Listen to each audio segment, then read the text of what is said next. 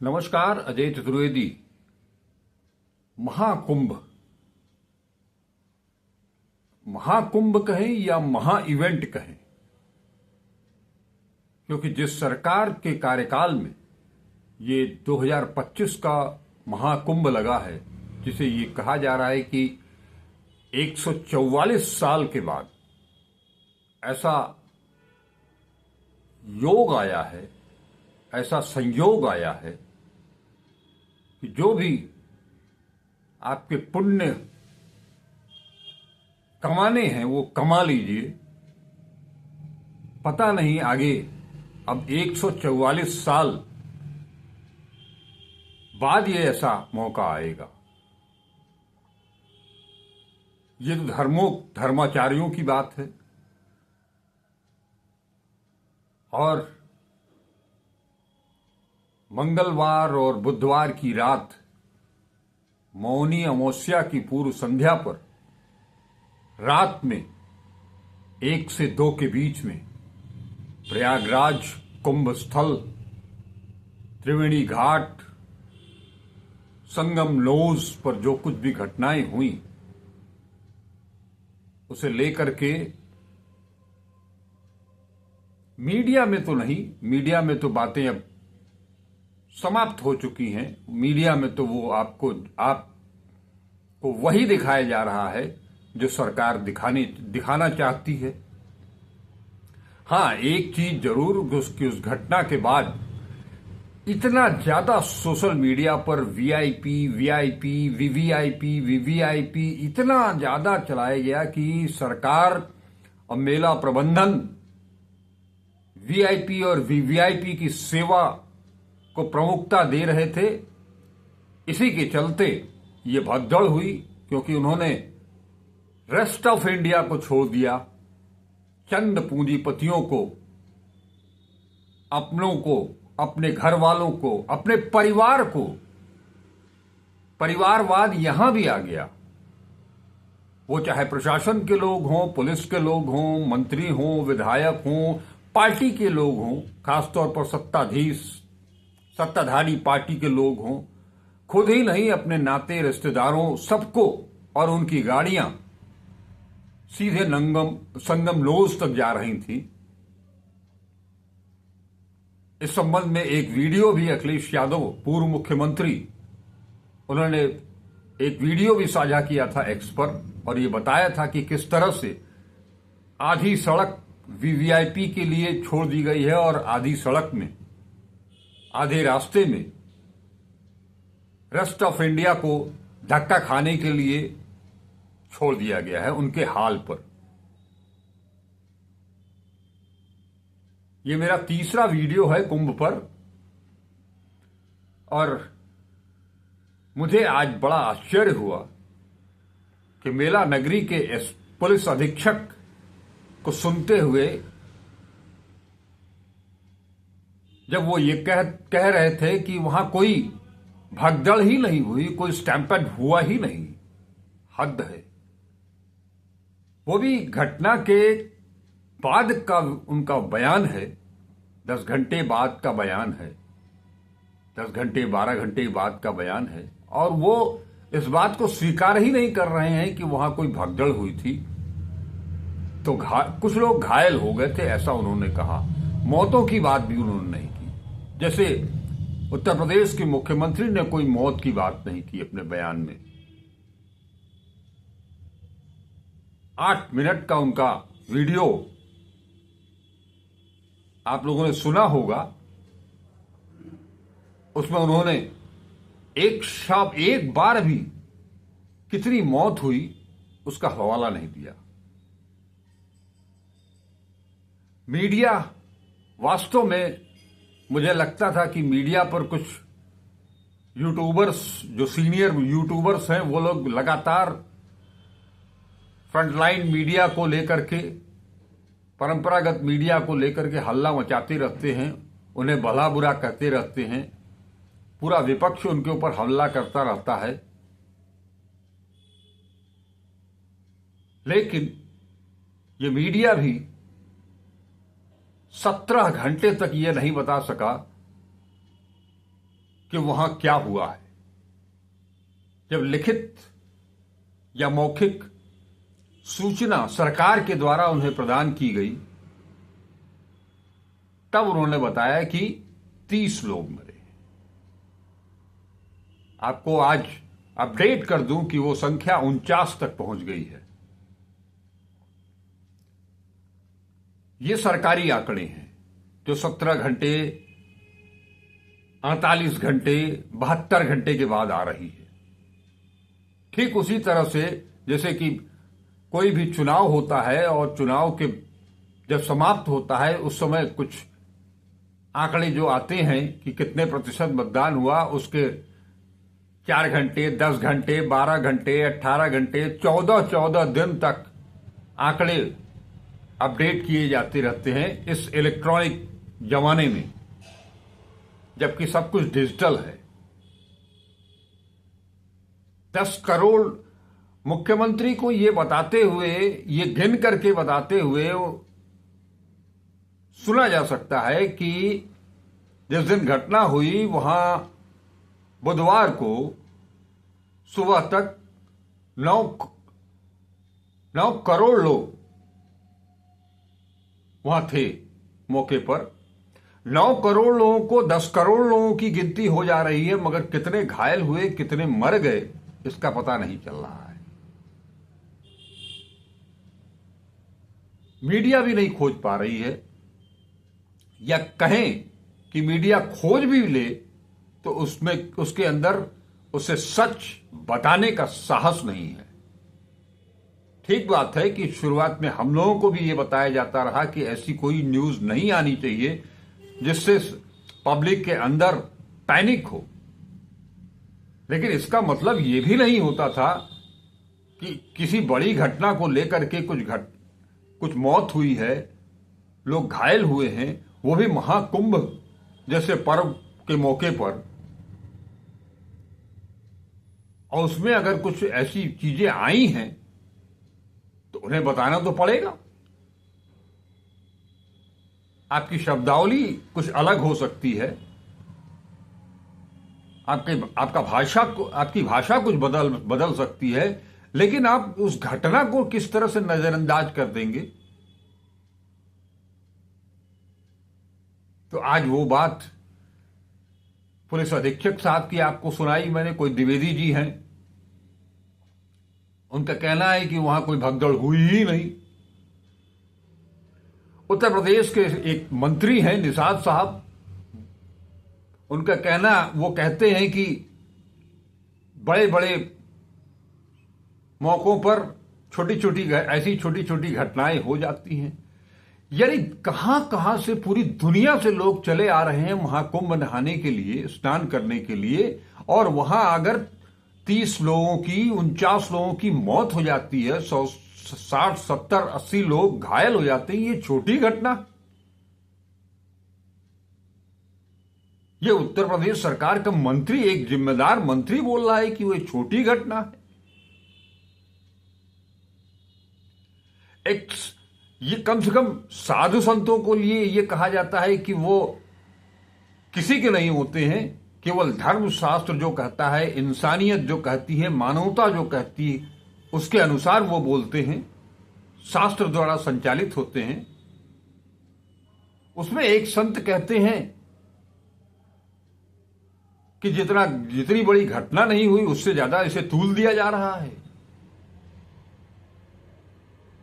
मैंने तीनों वर्गों को, आप चारों अब तक का जो मामला आया है वो सब कुछ बताया।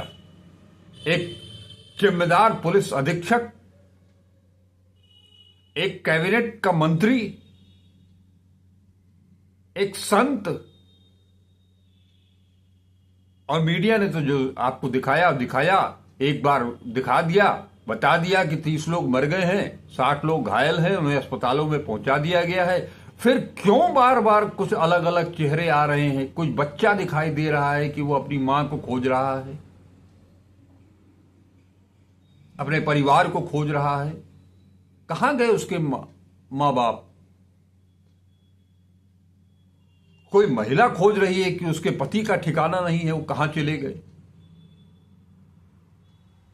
कोई अपने मां बाप को खोज रहा है, कोई अपनी औलादों को खोज रहा है।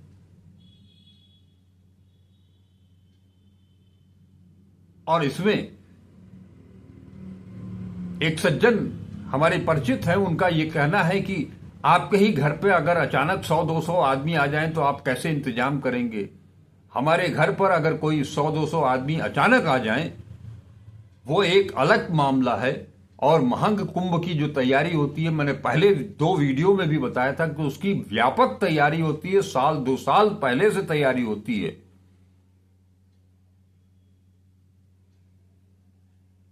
और वहां इस तरह की इतना आप खुद चिल्ला चिल्ला करके बता रहे थे कि हम ये दिव्य और भव्य महाकुंभ होने जा रहा है। उसके वीआईपी पास बांटे गए, वीवीआईपी पास बांटे गए। क्रिकेटर से लेकर के राजनेता से लेकर के फिल्मी हस्तियों तक को आपने बुला लिया। और अब वीआईपी, वीआईपी, वीवीआईपी का शोर मचना शुरू हुआ तो आपने आदेश दे दिया कि सारे वीआईपी पास रद्द कर दिए जाते हैं। अच्छी बात है, घटना से कुछ तो सबक लिया। लेकिन वो वीआईपी पास जो रद्द किए गए हैं 4 तारीख तक के लिए, क्यों? कुंभ तो अभी 26 फरवरी तक चलना है। क्या उसके बाद स्नानार्थी वहां नहीं आएंगे 3 तारीख के बाद? सरस्वती पूजा, वसंत पंचमी के बाद वहां कोई स्नानार्थी आएगा नहीं।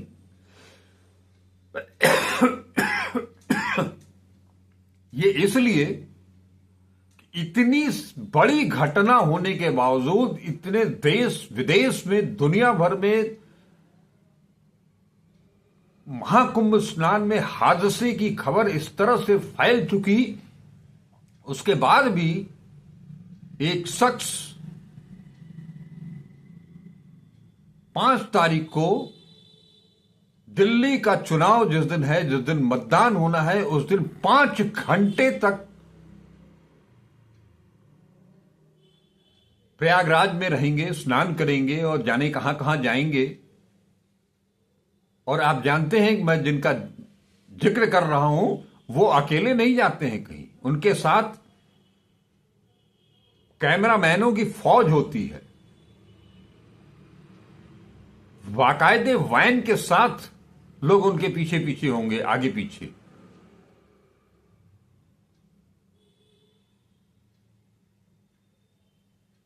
वसंत पंचमी के 2 दिन के बाद का मामला है। वास्तव में यह देश किस रास्ते पर चल निकला है, चल पड़ा है, जहां आम आदमी के लिए कोई जगह ही नहीं रह गई है।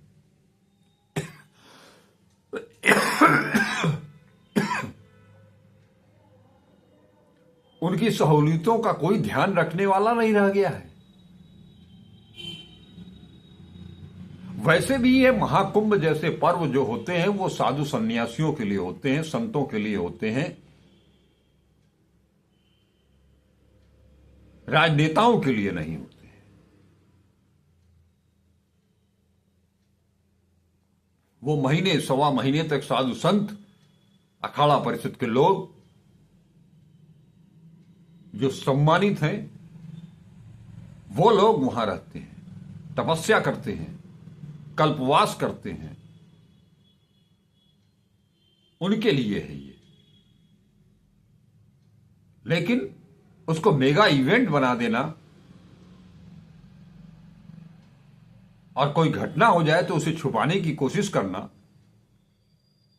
ठीक वैसे ही जैसे कोरोना काल में ये कहते रहे कि यहां तो मरने वालों की संख्या बहुत कुछ है ही नहीं है, और गंगा किनारे एक के बाद एक जब लाशें मिलनी शुरू हो गई।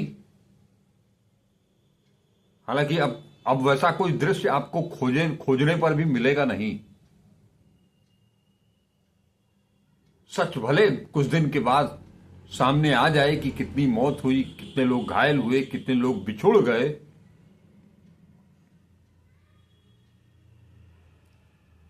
लेकिन कोई संवेदनशीलता नहीं है, न सरकार में, न मीडिया में, न सत्ताधारी दल में। ऐसे में अगर शंकराचार्य और मुक्तेश्वर आनंद, पूर्व मुख्यमंत्री अखिलेश यादव, अगर योगी आदित्यनाथ से इस्तीफे की मांग करते हैं तो वो क्या गलत करते हैं?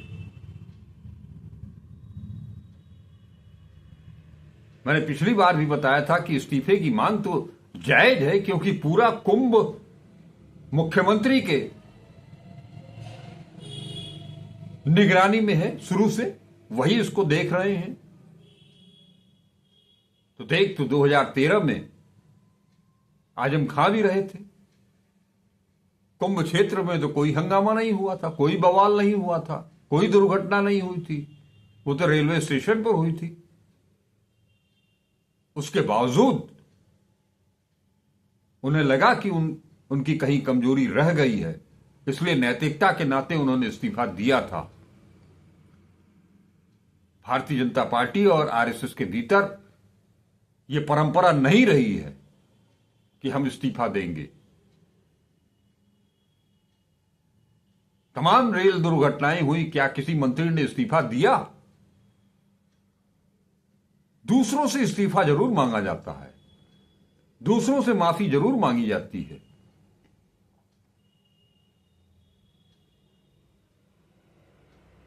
संसद के बजट सत्र के पहले दिन जो कुछ भी हुआ आज वहां, इतना लंबा, एक तो पढ़े लिखे लोग, खासतौर पर अंग्रेजी पढ़े लिखे लोग जो कुछ बोल जाते हैं, वो सत्ताधारी लोगों को समझ में ही नहीं आती है। और जब वो समझ में नहीं आती है तो उसका मतलब अपने हिसाब से निकाल करके किसी को भी राष्ट्रद्रोही करार देते हैं। मीडिया को भी वो तमाशा मिल जाता है। वो दिखाने के लिए उनके पास पर्याप्त समय है, उस पर चर्चा करने के लिए वो पर्याप्त समय है। लेकिन महाकुंभ में क्या कुछ हुआ, उसकी असलियत उजागर करने की हिम्मत आज मैं भी ये कह सकता हूं कि इस मीडिया में नहीं है। वो अपना जमीर खो चुकी है। मैं अपने साथियों से ये गुजारिश जरूर करूंगा कि अपना जमीर बचाए रखो। हर दिन एक समान नहीं होता है। वक्त पलटी खाता है, वो एक काल का चक्र घूमता है। और जब कभी आप आज नहीं, 4 दिन के बाद, 10 दिन के बाद, 10 साल के बाद जब एकांत में सोचोगे कि हमने क्या किया, तो आपको बहुत पीड़ा होगी। नमस्कार, अजय चतुर्वेदी।